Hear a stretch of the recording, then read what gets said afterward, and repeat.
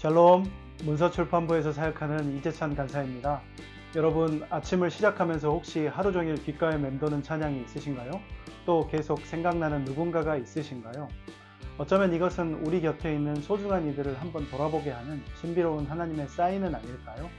그들의 좋은 점을 찾아 진심으로 격려하고 기도와 구체적인 도움을 나누면서 위로와 힘이 되어주는 일을 시작할 계기가 될 수 있지 않을까요? 오늘의 말씀이 풍삼 큐티가 여러분의 일상에 이런 적용이 될 수 있기를 응원합니다.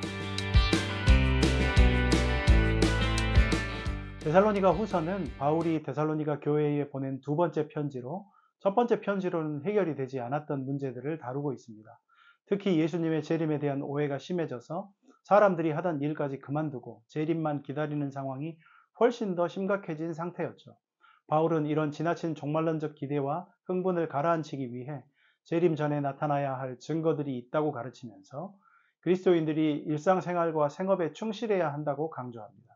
또한 외부에서 오는 심한 박해와 환란 속에서도 믿음을 지키는 데살로니가 교인들을 격려하고 하나님께서 이 모든 것을 공의롭게 심판하시고 보상하실 것이라는 희망을 전하고 있습니다.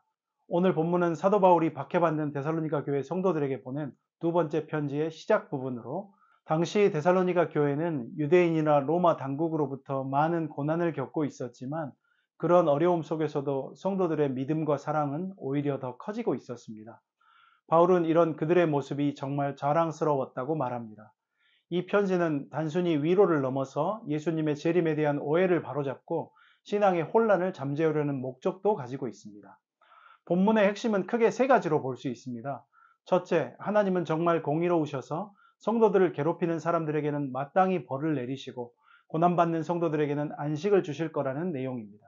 둘째, 예수님께서 다시 오실 때는 엄청난 영광과 능력으로 나타나실 것이고 그날은 믿는 자들에게는 영광스러운 날이 될 거라는 약속이 됩니다. 마지막으로 바울은 데살로니가 성도들의 믿음과 사랑이 자라나는 것에 감사하고 그들이 앞으로도 하나님의 부르심에 걸맞게 살아가도록 끊임없이 기도하고 격려하고 있습니다. 바울은 고난받는 성도들에게 하나님의 공의로운 심판과 주님의 영광스러운 재림이라는 희망을 통해 위로와 소망을 전하고 그들의 믿음과 사랑의 성장에 감사하며 앞으로도 신앙생활을 잘하도록 독려하는 메시지를 전하고 있습니다. 오늘 본문을 통해 묵상해 본 핵심 메시지들은 오늘날 우리의 삶에도 깊이 적용될 수 있습니다. 우리는 때때로 일상을 살아가며 불이하거나 부당한 대우를 받을 수 있습니다. 노력해도 인정받지 못하거나 정직하게 살았는데도 손해를 보는 경우도 있습니다. 이러한 상황에서 본문은 우리가 겪는 고난이 헛되지 않다는 점을 일깨워 줍니다. 하나님이 모든 것을 아시고 결국 공의롭게 심판하실 것이며 그분의 때에 우리에게 참된 안식과 보상을 주실 것입니다. 당장 눈앞의 불의에 좌절하기보다 긴 호흡으로 하나님의 공의를 신뢰하며 인내심을 가지고 선을 행하는 것이 중요합니다. 또한 우리가 받은 고난을 버텨내는 것을 통해 더욱 강해지고 성숙해질 수 있음을 기억해야 합니다.